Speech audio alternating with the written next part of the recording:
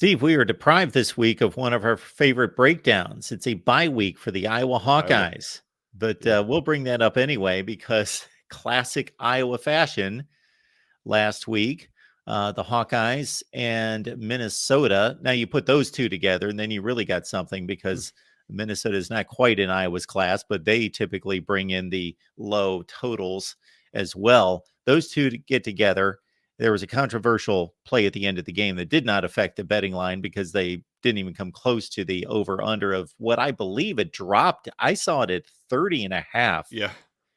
and, and they put Yeah. up 22 points between the two of them. Yeah. Mark, we talked about how 37 is like the most key number. I mean, this is something I didn't talk about until like 20 years ago. The NFL lines used to always hover around 37 and 41. Those are the two key. I mentioned 51 earlier.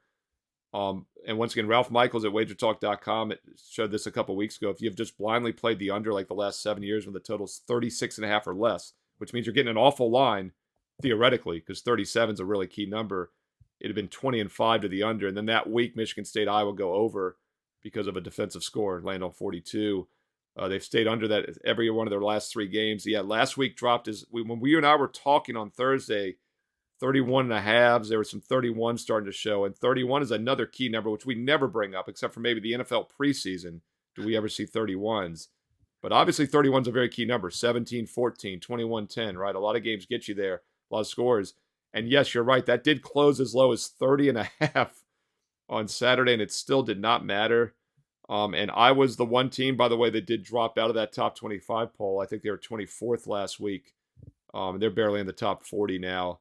What a waste of a good defense. For several years now, we keep saying that. And Francis Sun is not going to get that bonus for, was it 24 points a game they got to average? That is, I mean, if there's ever a reason to root against a college football team, and I know the Iowa channel is not going to like this, but that was such a ridiculous clause that you almost have to be happy to see it not happening. Yes, that clause, Steve, at 25 points per game would have ranked the Iowa offense at 91st in the nation. So they're giving bonuses for finishing 91st in scoring offense, and they still Wow. can't even hit that. They are a composite 44 points below that. They have to make up 44 points in the final 4 games of the season to make that up. They might not score that. You're talking about on average, right? They have to. They're down by 44 total points. Oh, total. Oh, well, that's 11. That's like what 11 a game probably. But yeah, that's 11 per game.